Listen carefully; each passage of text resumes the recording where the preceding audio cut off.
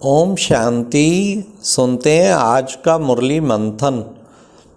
आज प्यारे बाबा ने कहा कि बच्चे, बाबा देख रहे हैं कि हर बच्चे के दिल में सदा उमंग उत्साह रहता है।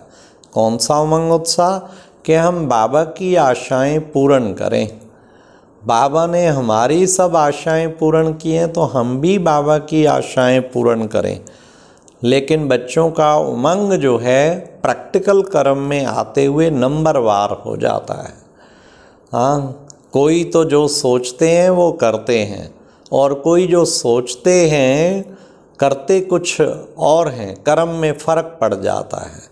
तो बाबा ने कहा इसलिए बच्चे, बाबा चाहता है वो क्यों नंबरवार आ जाते? क्योंकि अगर और मगर के चक्कर में आ जाते। अगर ऐसा ना हो तो फिर तो मैं ये कर दूँ, अगर ऐसा ना हो, अगर मगर के चक्कर में सदैव जो है बाबा ने कहा उससे मुक्त रहो।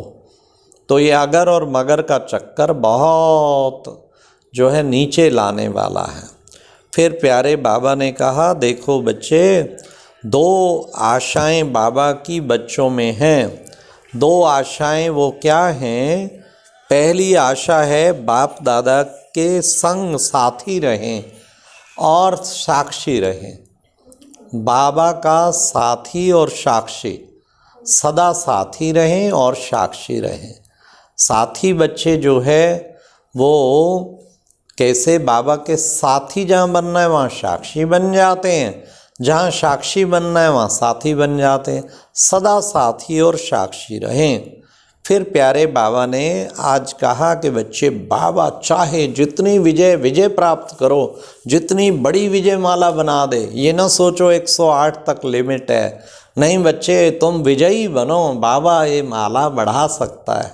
एक बार पहले भी बाबा ने कहा था ना, बाबा लड़ियां लगा देगा। विजयी बनो। ये अलग बात है, ड्रामा में 108 पूर्ण विजयी बनते हैं, बाकी अगर मगर के चक्कर में आ ही जाते हैं। पर बाबा ने कहा तुम बनने वाले बनो, मैं तो लड़ियां लगा दूंगा, मैं लिमिट भी क्रॉस करा दूंगा। लेकिन विजयी बने ना, ये बात है। तो बाबा ने कहा दो आशा कौन सी है? एक तो साथी, दूसरा ब्राह्मण परिवार के प्रति आशा है कि ब्राह्मण परिवार में हर एक के प्रति शुभ भावना, शुभ कामना। हाँ, शुभ भावना, शुभ कामना। कहीं कहते हैं मेरी बहुत शुभकामना भावना है, लेकिन दूसरा अब ना रखे तो मैं क्या करूं? मेरी तो कितनी शुभ भावना। असली शुभ भावना, शुभ कामना का प्रयोग ये है, दूसरा भी परिवर्तन हो जाएगा। तो मेरे योग की कमी है। मेरी शुभ भावना, वो बाबा ने जो आज कहा, निस्वार्थ स्नेह, जैसे ब्रह्मा बाप का था निस्वार्थ स्नेह। कभी भी ब्रह्मा बाप को नहीं आया बच्चे मेरे से आगे क्यों जा रहे हैं, हाँ निमित्त तो मैं हूँ और सब कुछ मैं हूँ, ये मेरे से अधिक सर्विस क्यों कर रहे हैं, संकल्प में भी नहीं आया। और सच बात है, बाबा मम्मा को कितना चक्कर पे भेजते थे, और जब आती थी बाबा खूब स्वागत करते थे। कभी भी ये नहीं कि ये इतना क्यों कर रहे, कहीं दादी प्रकाश मणि को, कहीं किसको बाबा भेजते थे। बाबा को संकल्प भी नहीं आता था। ऐसे ही हम बच्चों को भी दूसरों को बढ़ाने में संकल्प भी ना आए। तो बाबा ने कहा ये शुभ भावना, शुभ कामना निस्वार्थ होनी चाहिए, सदा निस्वार्थ। हाँ, तो कहीं मुरली सुनते सुनते भी दूसरे के लिए परचिंतन, ठीक कहा ना बाबा ने, उसको मेरे प्रति निस्वार्थ प्यार नहीं है, उसको होना चाहिए। अरे भाई, हम परचिंतन करें, मुझे अपने को ठीक करना है, मेरे में कितना कमी है उसको मुझे ठीक करना है। परचिंतन नहीं करना, उसका पार्ट वो जाने। मुझे बाप समान स्नेह का सागर, निस्वार्थ स्नेह देने वाला बनना है। तो ये प्यारे बाबा ने आज कितनी प्यार भरी शिक्षा दी कि जैसे ब्रह्मा बाप ने सबको आगे रखा, ऐसे बच्चे, तुम बच्चे भी सबको आगे रखो।